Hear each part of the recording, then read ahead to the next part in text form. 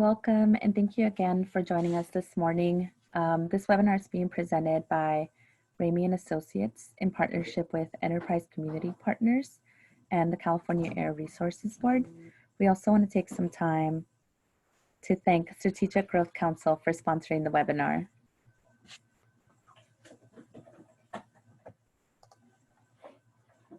So this webinar is part of a series of webinars that focuses on capacity building.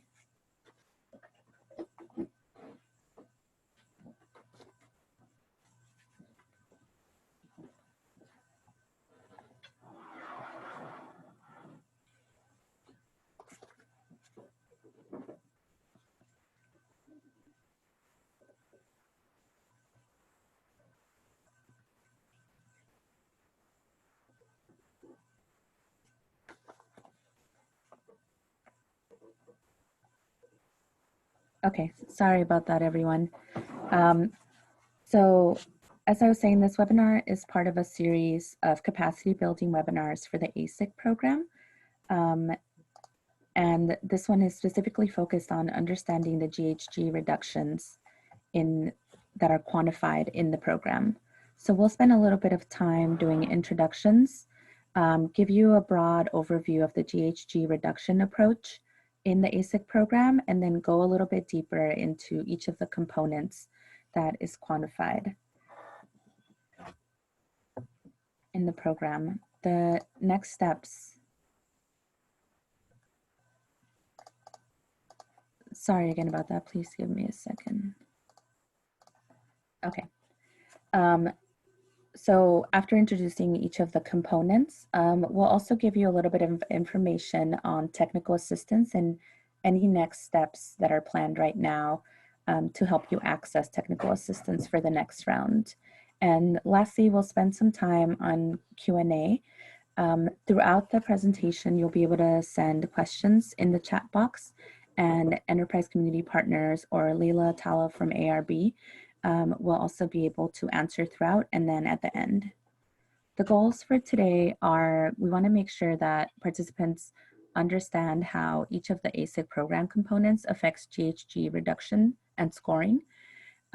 We also want to give you some introduction to learn the trade-offs between different strategies so that you can maximize project GHG reductions. And we want to give you that information to make sure that you can access technical assistance. Ramey & Associates is a small multidisciplinary mission-driven planning firm. We support healthy, equitable, and resilient communities through a slew of consulting services, including technical assistance through the AHSC program.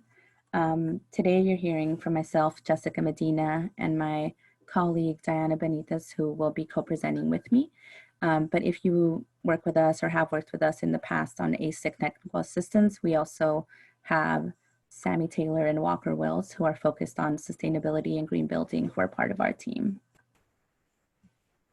Ramey & Associates works with Enterprise Community Partners and several other organizations as part of a technical assistance team that is funded by SGC to provide support to applicants throughout the state. Our next webinar will focus on urban greening, climate resiliency, and air pollution, and will be next week from 10:30 to 11:30. If you have any questions about any of our technical assistance services or any of the webinars that are part of this series or the upcoming one, you can let Enterprise know in the chat. So as I mentioned, throughout this presentation, the Q&A, we will prioritize it for the end, but if you have questions, you can send them to us in the chat.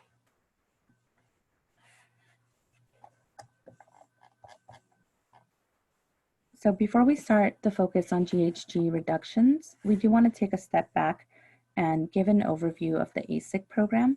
So the Affordable Housing and Sustainable Communities program, as you might already know, is funded through cap and trade dollars. These are then turned into a greenhouse gas reduction fund, which funds several programs called California Climate Investment Programs, and AHSC fits within the Housing and Sustainable Transportation Projects category. That means that it is a program that focuses on reducing GHG emissions by funding projects that make it easy to switch from personal vehicle use to alternate modes. And what it calculates is a reduction in vehicle miles traveled. The AHSC program accomplishes GHG reduction through 4 component areas that we're going to discuss in this presentation. We'll only give you an introduction today, but there is a forthcoming resource guide that our team is producing that will be available later this summer, and we'll have more detail on each of these components. So the 4 main components are housing, transit, active transportation, and renewable solar energy. The AHSC program is also designed to be flexible enough to support greenhouse gas reduction across the state. So it has 3 project types that you can apply for if you're in an urban area versus a rural area or a semi-rural, semi-urban area. And these are transit-oriented development, integrated connectivity projects, and rural innovation project areas. During today's presentation, we won't be focusing on the differences of greenhouse gas reduction across each of these different project types. We will try to focus mostly on the components. So as a project applicant, you have a lot of control over the scores and maximizing GHG reductions. And therefore, what we typically recommend as technical assistance is that you consider choosing a mix of strategies. In the slide that you see right now, we've taken some of these strategies and try to sort them out by component into lowest potential to highest potential to give you a sense of what it takes to take your project into the highest potential category and the types of inputs that you might have to consider as you're developing your project scope.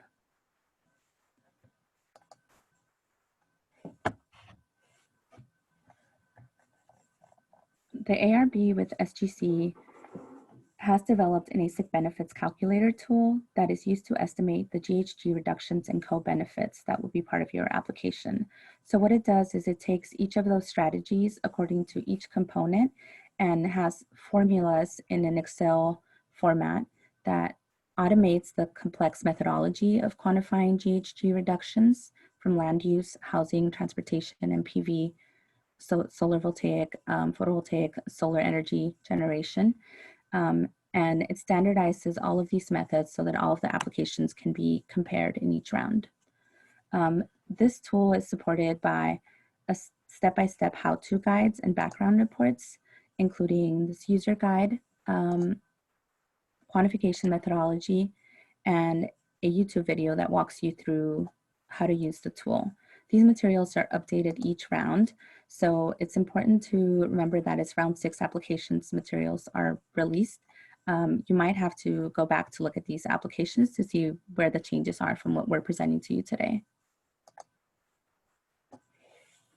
The last thing to note on the benefits calculator tool is that it includes a lot of the strategies that are also part of your qualitative scoring. And so this table shows you for round 5 what the scoring was, the scoring elements and how many points were given to each category. We won't spend too much time on this today, but we just wanted to point out that there are some things that will get quantified here for your scoring that will end up in the benefits calculator tool, while there are some other things that will not. So what are greenhouse gas reductions? The tool uses a measure of metric tons of carbon dioxide equivalent, MTCO2e, to estimate your reductions. And for simplicity during this presentation, we're going to be referring to them as GHG reductions instead of MTCO2e. But as an example, to give you a sense of what that means, there was a project in round 4 that was awarded a 119 unit affordable housing project that had about 10,000 estimated GHG reductions. And what that looks like is the equivalent of what is avoided by 486 garbage trucks of waste recycled. It's also the equivalent to emissions from 2,160 passenger vehicles. These are resources from the EPA that gives like a greenhouse gas equivalencies calculator that you can access, and we provided the link below if you'd like to learn more about what this measure is.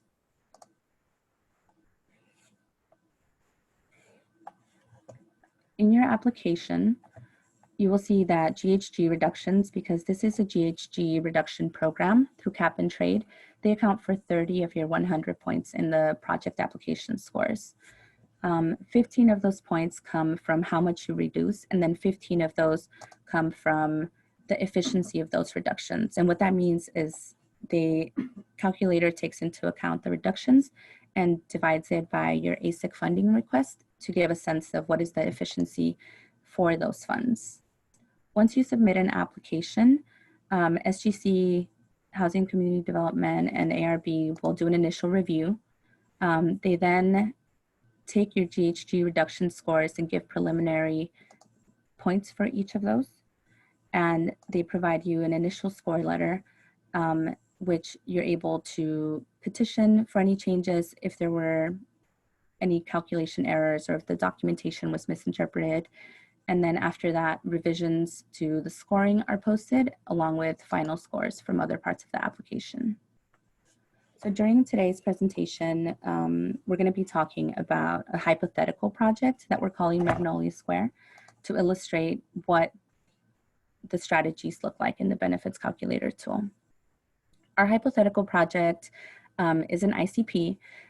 These are just to give you a sense of what a project could look like. We won't spend too much time on the details, but just to paint a picture.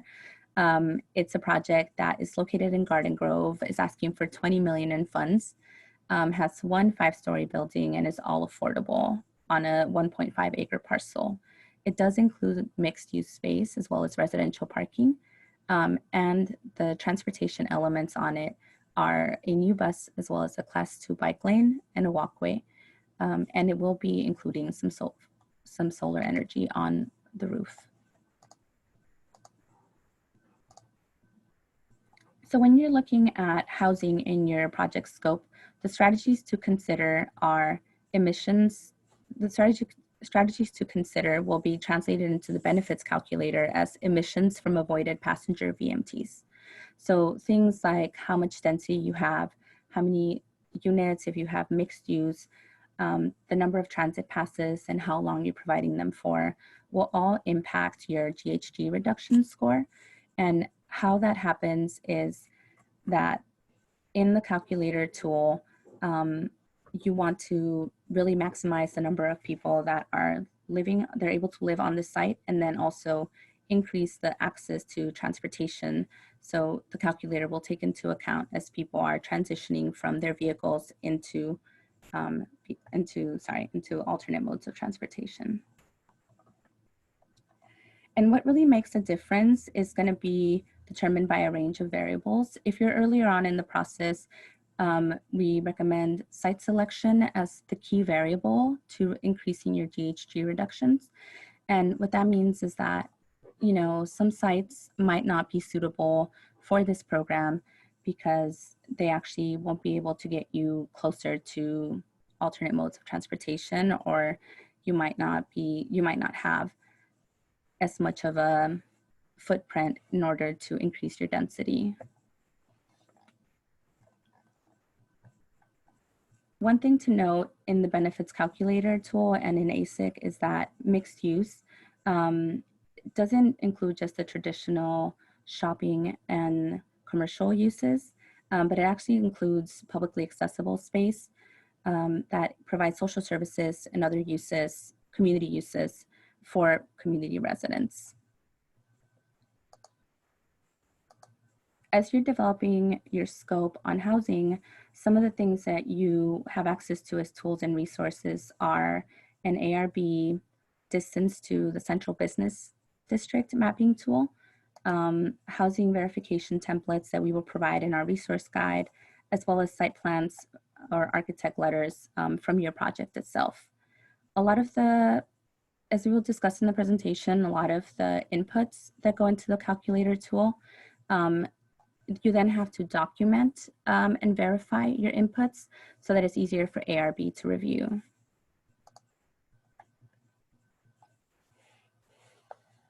So one thing to note is that as you're developing your verification documents, mapping will be a big aspect of this. And so project area maps, site plans, transit maps, there'll be all kinds of maps that you submit. And these are all similar figures, but they can vary in scale and scope depending on your project.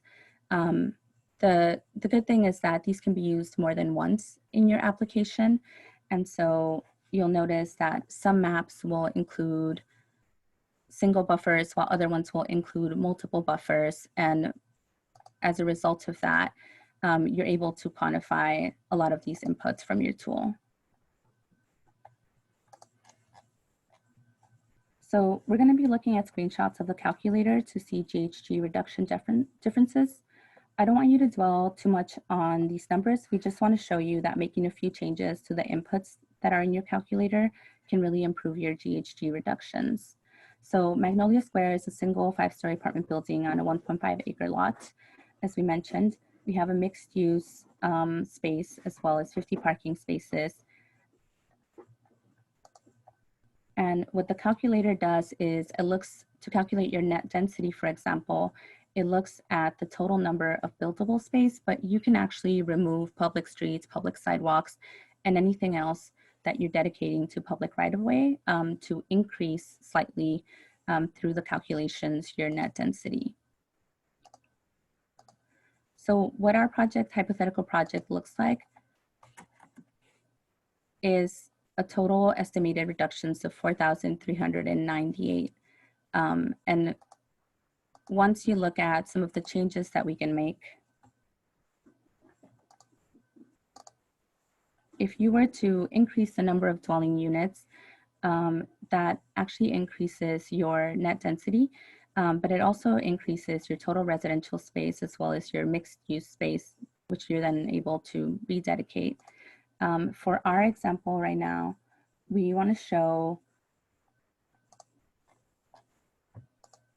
what the impact of some of these changes can be. And so with some changes to the total dwelling units, which you would be able to determine earlier in your project, and then with some changes to the number of transit passes, which you might be able to determine once you're in the application process, these slight things can have an impact of increasing by 45% the amount of GHGs that you're reducing.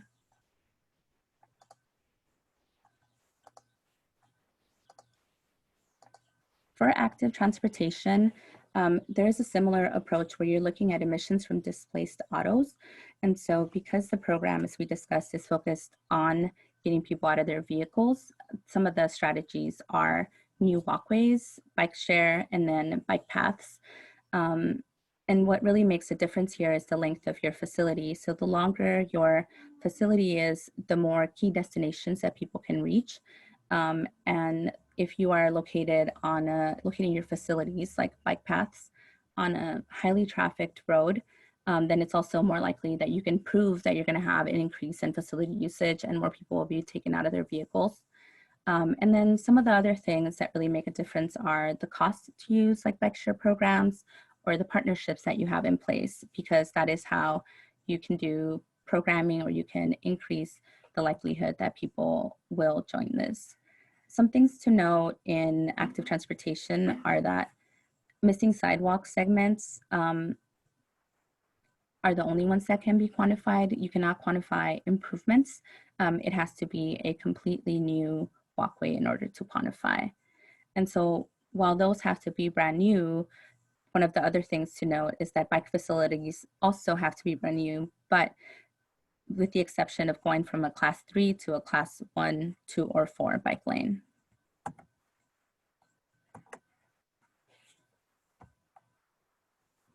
As you're developing your projects, you'll also have several tools and resources available to you, including being able to use Google, for example, if you don't have access to GIS, working with community members, organizations, transit agencies to ground truth key destinations, looking also for existing documents like bike peds and plans, collision data, traffic studies.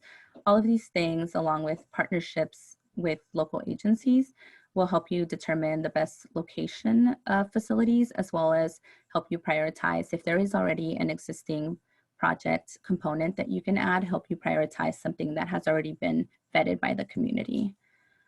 All of these different inputs can be quantified through a key destinations map, you also need verification letters from your transit partners that can look as simple as, the complex information can look as simple as a bulleted list that shows your improvement by detail. And this will really make it easy once you're doing the review for ARB and other agencies to review your application. What we mean by ground truthing your key destinations is that when you are getting into your benefits calculator, you'll see there is a section for key destinations. And to maximize the points that you get, you really want to make sure that you have as many as possible close to your facilities. For example, this First Street Bikeway has 4 key destinations near it. But then once you get into the bigger area, the half-mile buffer, you see that goes from 4 to 7. And so you can do this again by asking community members at project meetings, conducting site surveys, taking photos and noting place names, and this can happen early in your project. What it looks like in the tool is something like this, where once you choose your facility or program type, you'll enter in your name or location, the first year operational, as well as the length, and this has to be a one-way length, and the average daily traffic for your destination, for your facility, and then conclude with your key destinations. So what the calculator wants to know is how many places are accessible through this bike lane, for example. In this Magnolia Square project, you can see that some of these have 5, while others have 7, and we'll just note that 7 is the number that you have to hit in order to reach the maximum potential. For our project, we're using generic names here, but another tip is that you will want to make sure to be as specific as possible here.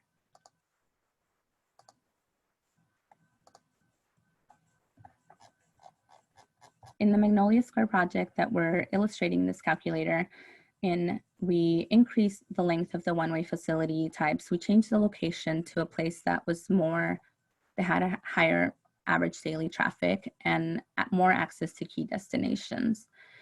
As a result of these location changes for the facilities, you can see that there's a 161 GHG reduction increase, and that really, while it wasn't a lot of changes that we made to the scope, that really translates into an increase of 343% GHG reductions for this project. And so I'll pass it on to my colleague, Diana, who will walk you through the other couple of components.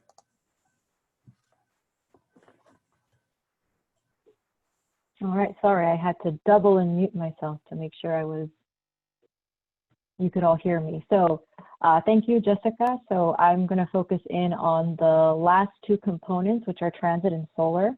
And so when it comes to transit strategies, they're quantified in the calculator tool as emissions from displaced autos, similarly to active transportation, but this also takes into consideration reduced or less emissions from new service vehicles, because a lot of these strategies are things like capital improvements, heavy or light rail, local or long distance buses, shuttle or van pool services, streetcars or cable cars, as well as ferries. And I do want to emphasize that we tend to see the last 2 a little less often on projects. And I also want to mention that as we do technical assistance, developers always ask us for clarification on what capital improvements are. And so these are infrastructure improvement projects that can help get more people to ride public transportation. And so these can be station improvements or bus stop improvements. And it's things like having bus shelters or benches to bus stops, having bike parking, having elevated passenger loading platforms, like the image I have to my right, or having dedicated bus-only lanes, or even having traffic signal priority for buses. And so what ends up making a difference when you're applying these strategies and what can make your project more competitive are, first and foremost, ridership, because that's the people value and the aspect that we can make sure to get people from not focusing so much on their individual cars, but using a lot of these different services that we provide. And so one thing that I do want to emphasize is that sometimes we see instances where there is a new bus and it's getting funded, but when we input all of the values into the tool, the GHG emissions reductions end up being extremely low or even negative. And so this is related to the fact that the tool determines that your transit service is emitting more greenhouse gases than it's reducing, and we don't want that for any of your projects. And so as you start looking at your ridership and how long your route is going to be, what type of fuel you're going to have, we've seen instances where we see that low or negative GHG emissions reductions when it comes to things like diesel buses or lower riderships. And so we just want to note, like Jessica had mentioned earlier, that it's helped to test out some of your inputs before starting this application process. It makes it a little bit easier to help set you up. And I do also want to emphasize that a lot of these transit improvements are complex endeavors and they require buy-in from multiple stakeholders and decision makers. And so these improvements, they often cost more and they have to be planned and they have to be budgeted for many years ahead of your project development process. And last but not least, I want to emphasize that as the AHSC program has evolved, so have the transit strategies, and the most competitive projects for the AHSC program are going to have very strong GHG reductions in this particular transit component. And so when it comes to best practices and resources for this transit component, we have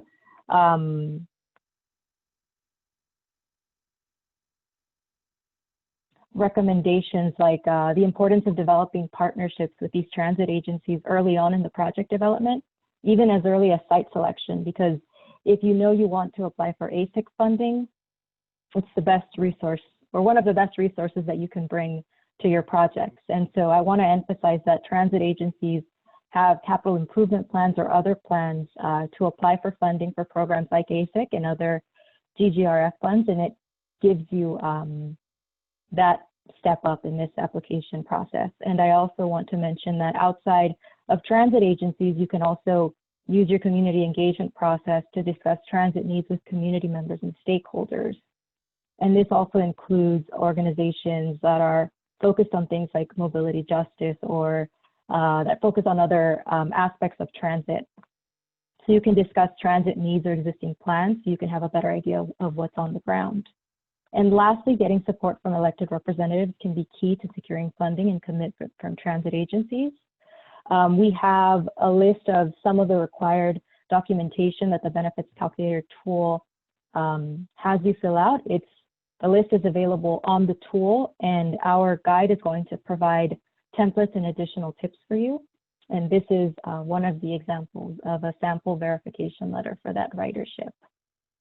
And I want to just quickly go over what it looks like in the tool. And so let's say this Magnolia Square project wants a local bus and it's going to be diesel. They want it to run year round and they have daily ridership increases for the first year of 600 and for the final year of 800. And I want to emphasize that these are daily ridership increases. And so we're not looking at what your current daily ridership is, but what that increase is going to be. And so all of that adds up to 129 in GHG emissions reductions. And if you remember, I said this was one of your largest components of this tool that can bring your greatest GHG reductions. 129 isn't really that high. And it's because of the diesel and because it's a single bus. And I want to emphasize as well that throughout the tool, you have these green cells that provide a lot of built-in tips with further detail for what you have to fill in and even default values. Like the final year operational, we have information on maximum years of useful life.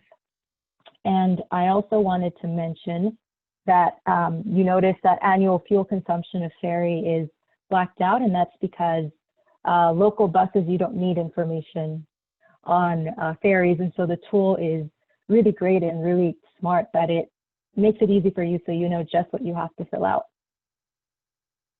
And so let's say that this project decides, okay, we need to get more GHG reductions from transit. And so we're going to turn this into a bus rapid transit, which is capital improvement, because we're not only going to get that new bus, but we're going to do that traffic signal priority. We're going to raise the platforms at the bus stops. We're going to add those bus shelters, and we're going to update some streets to have bus-only lanes as you get closer to the stop. And so you'll notice that the daily ridership increases in the first year and the final year have increased slightly. And you'll notice that I updated adjustment factors and length of average auto trip reduced to the default values, and that information on the particular vehicle has been blacked out because this is more focused on infrastructure improvements. And this gives you an overall increase of 4,064 in GHG emissions reductions, or 3,150% change. And this is one of the largest change examples that we're going to be showing you today. But I also want you to remember that, as we said earlier on, this takes a lot more time to narrow down and to figure out.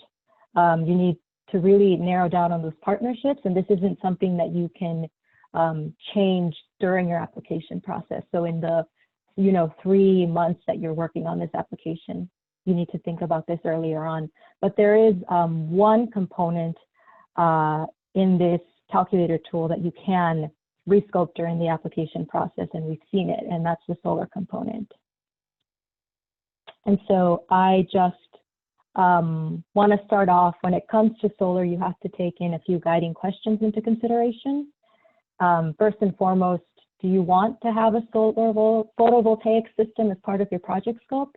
And if you do, you need to consider if you have the space for it on site. Do you have the budget for it? Do you have access to incentives like grants or different benefits from the jurisdictions that you're developing in? And are you required to include it? We also want to emphasize that for this whole webinar, we've been focusing on the 30 points out of the 100 that you get for the GHG reduction scoring, but we also want to emphasize that under quantitative policy scoring, there's green buildings and renewable energy. And if you want to produce, if you are able to produce 33% up to 100% of your energy on site with renewable sources such as solar, you can get points for it. And so that's 2 to 5 points that can be connected with this portion of the application that we're working on.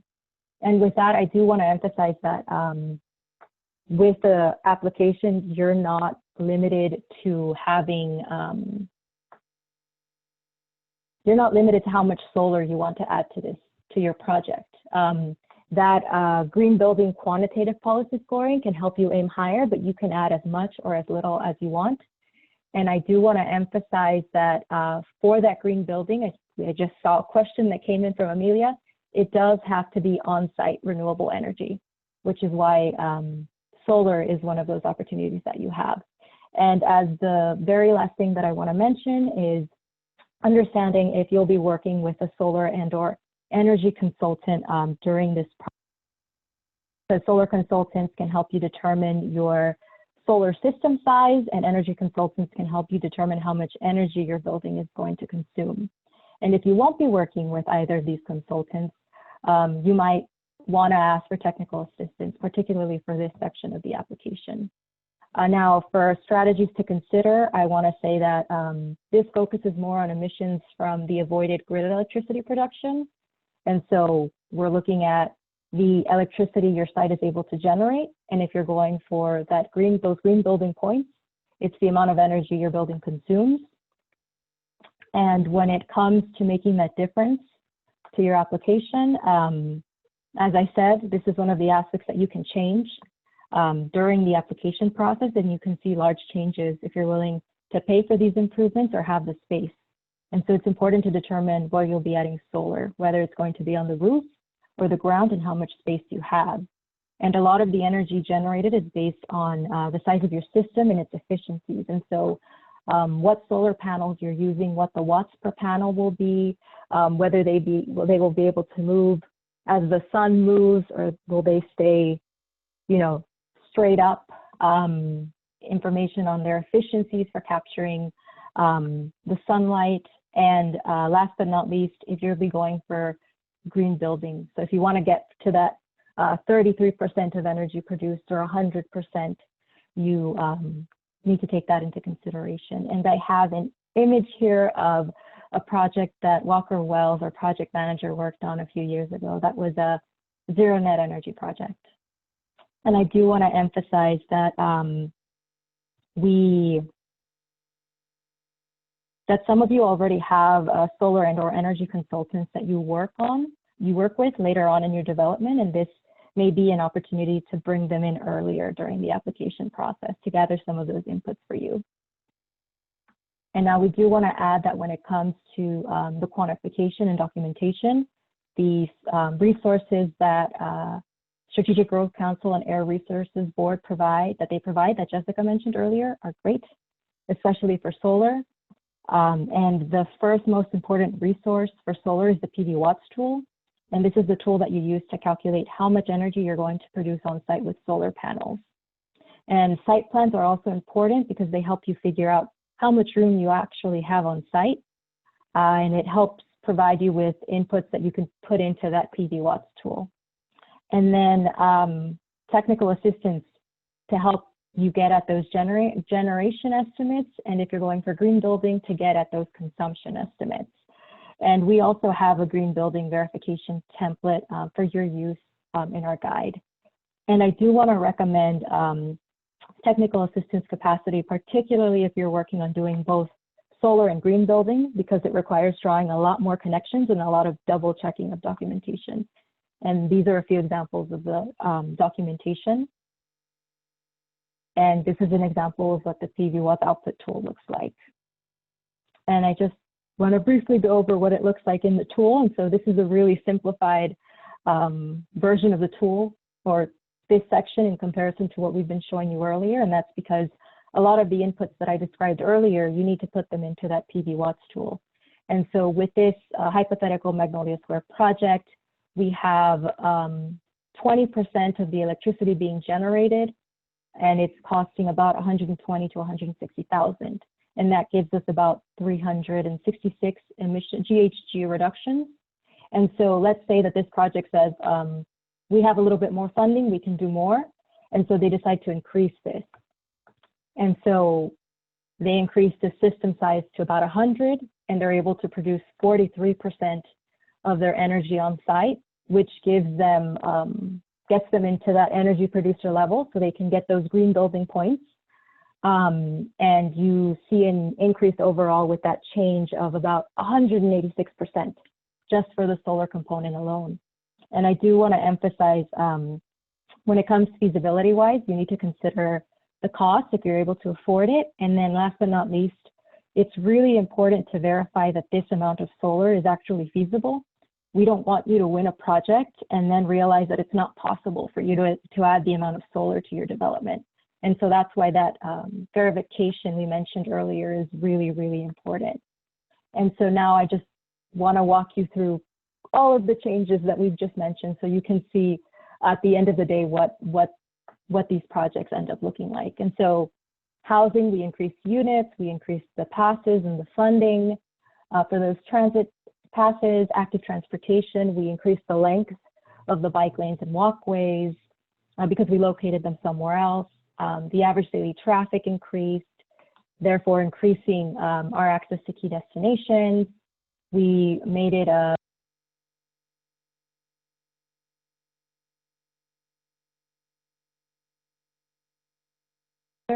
and so for this $20 million project, we end up seeing an overall change of 6,882 GHG reductions, or 139%. And so I wanted to frame this a little bit for you in terms of round 4 awarded ICP projects. And I wanted to explain to you how the scoring works. So the scoring process looks at two different sections, the total project GHG reductions and the project GHG efficiencies. And that efficiency, once again, is that total project GHG reductions divided by the amount of AHSC funding you're asking for. And so they line up all of your scores and then they see where you rank on the list, and that places you on certain bins. So the original project for those total GHG reductions, they would have only gotten 3 points, and the updated project would have gotten 9 points. Now, when it comes to that efficiency, which is that ratio that I mentioned, the original project would have only gotten 3 points, whereas that changed project would get 6 points. So overall, that would leave the original project with 6 out of 30 points, and then the change version of the project to 15 out of 30. And if we just take a look at this screenshot that I did of the ICP awarded round 4 projects, I do want to emphasize that when we're doing this comparison, it's not apples to apples, because we're using the latest round 5 calculator tool, and we're comparing it to a previous round. And every year, the methodology slightly changes, especially for GHGs. And we also don't know what other projects are doing during your rounds when you're competing.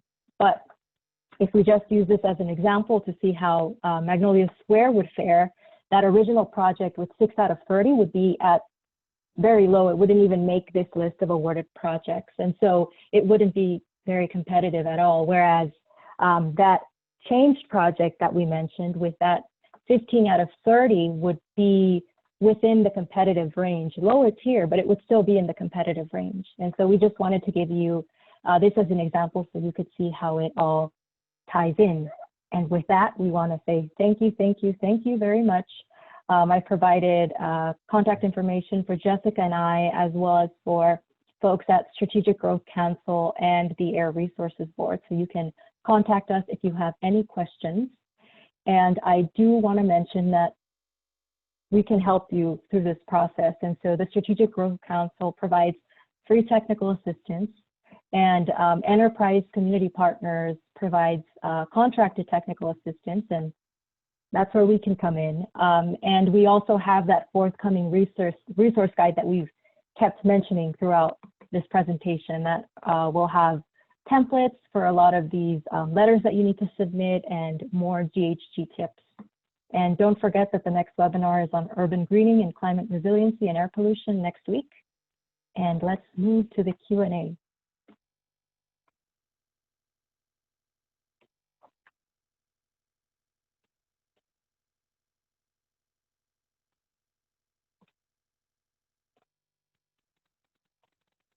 All right, there's a lot of questions. Yes, I can post the emails again. Jessica, do you also want to unmute yourself? I haven't been staring at the chat to see what types of questions we should be starting with. This is Alejandro with Enterprise Community Partners. I'm going to read one out loud.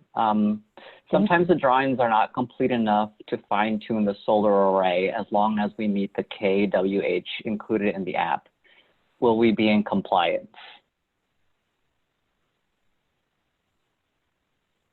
I can read it again.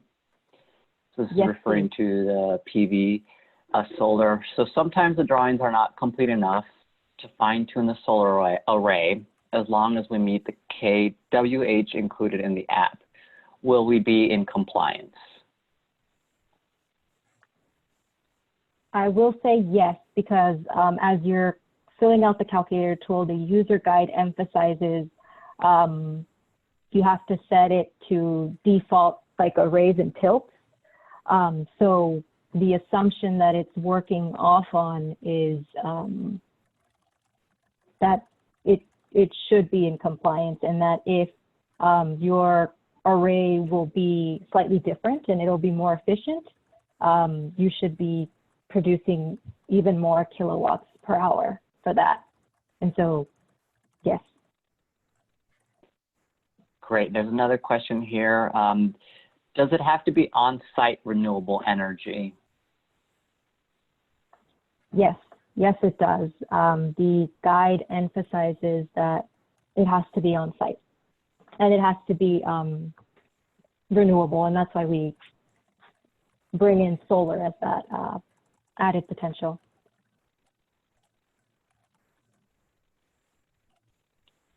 Great, thank you.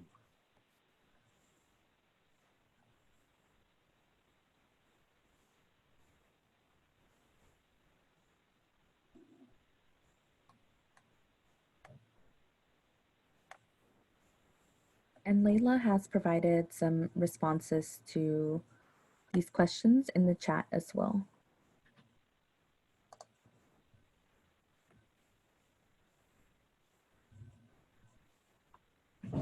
So, There's a new question here. Is the solar offset for the whole building or common areas only? It's considered for the whole building, which is why you need to take a look at what your jurisdictions say when it comes to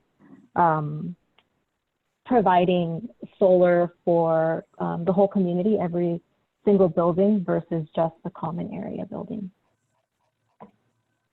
And we have spoken with some developers that they determine that they don't have enough funding to do a whole lot of solar, and then because of where they're developing, they decide that they do not want to just provide for the common areas. And so they say, we are interested in providing solar, but at this point we don't have enough information, and so we're not going to include it. But we always try to recommend to them that if they know that they are providing this, we can try to help them get at a number that they are comfortable with as being feasible, so that they can get some reductions for this, so it can help their score. And then really quickly, just to piggyback off of that, I'm going to switch around here in the chat. Is the offset considered based on total energy consumption or total electricity consumption? The project has electricity and gas.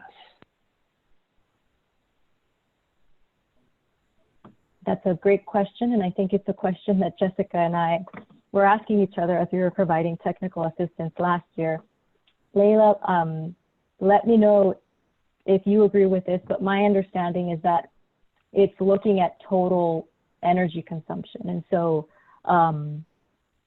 because at the end of the day, that gas can impact emissions reductions, and so we're looking at that total energy consumption. Is that correct, Layla? Yeah, I'll just jump Yes. in on that. So for the purposes of quantifying greenhouse gas emission reductions, the AHSC benefit calculator tool looks only at energy produced through on-site solar PV. It does not consider, the percentage of energy consumed that would offset. So the offsets is that's entirely for the scoring in the guidelines. So as far as the calculator tool goes, it doesn't matter whether a building has electricity and gas or just electricity. We're just looking at the amount of solar energy produced on site.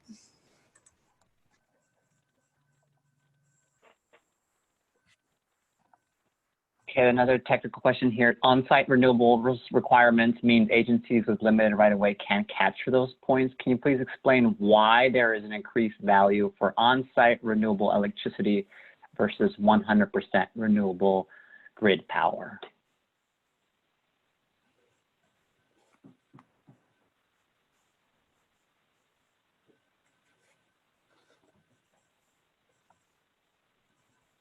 Sorry, I'm reading the question again in my head.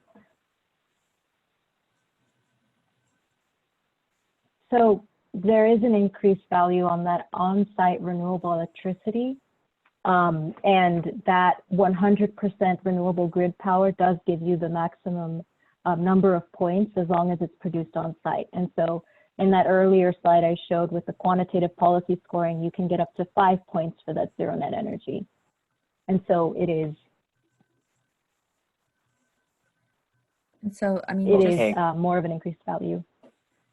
Yeah, and just to clarify, that this is one of those areas where, as Layla mentioned, there is a difference between the quantification of the GHG reductions versus what you're getting in the application points. So for GHG reductions, they're only looking at what's on site, what's being produced on site. But then once you're getting into your green building verification is where you would get these points for the offset.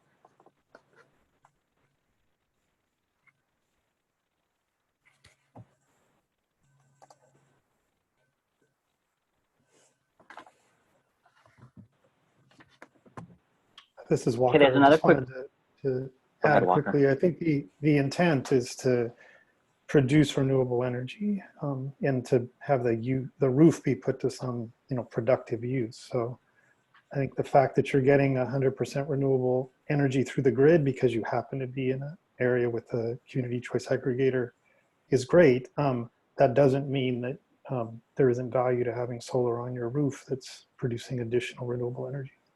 So, so I think that's the thinking, is to credit the projects that are putting renewable electrons into the electricity grid, because from an overall standpoint, that's providing a GHG benefit. Great, thanks, Walker. And I have another question here. In a very rural area without a lot of transit opportunities, can a project still be competitive with sustainable methods alone? And I'll pass this on to my coworker, Christine Williams. Hey everyone, hopefully you can hear me. So in rural areas, if you don't have more traditional transit options, you can use this program to bring those transit options to the community. We've seen a lot of success with projects implementing van pool programs in rural areas. So happy to have you reach out and discuss what that can look like more. You will need a substantive transit component to be competitive, but again, we've seen a lot of creativity and flexibility in how rural projects in particular have been able to adapt to this requirement without having more traditional transit options. So we recommend you reach out to a TA provider and we can start those conversations with you.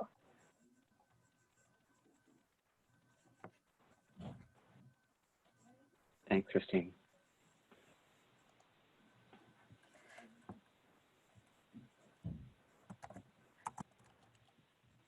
And I just saw a question that asked that transit service may be temporarily reduced in various places, and would the scores be based on interim or longer term service? And my understanding on this is it would be based on the most recent projections that these transit agencies would have on daily ridership. And my assumption is that, yes, because of the pandemic, we've had a lot of ridership reducing, but that wouldn't fully impact these future reductions, and that if they do, then a lot of these projects would be, or a lot of these transit agencies across the state would be impacted in the same way. So either way, all of these projects would be at that similar level in terms of those GHG reductions that are getting, and we wouldn't have an instance of one city that's like extremely higher than the others.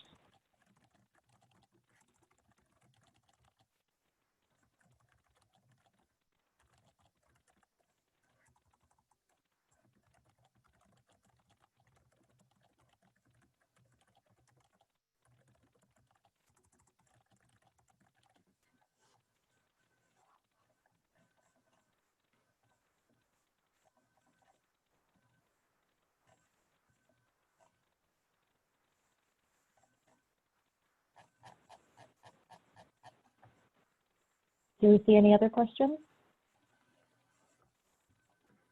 No, everything has been answered, but we have a couple of minutes left, so we can wait.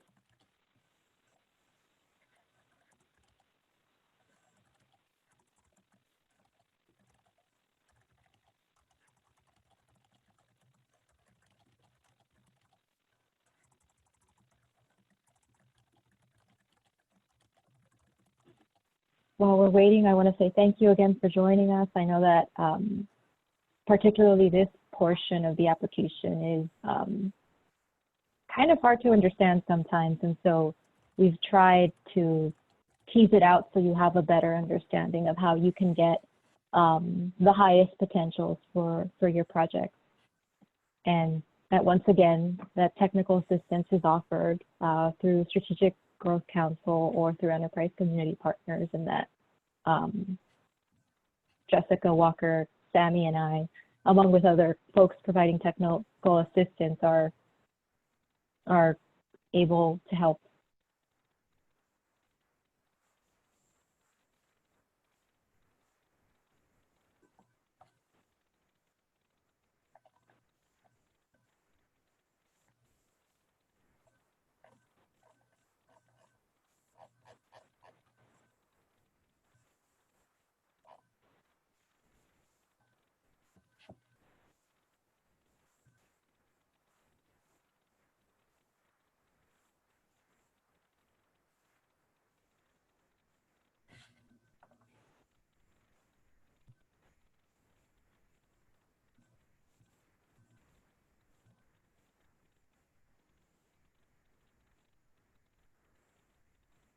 And with that, thank you so much for joining us. As we mentioned, there's another webinar coming up next week, and Ramey Associates with Enterprise Community Partners will be releasing a resource guide that has more templates and more GHG tips. And I know that Strategic Growth Council, as well as the Air Resources Board, in the next few months will be releasing more information on what round 6 is going to be looking like. So thank you so much. Enjoy the rest of your day. Thank you. Bye.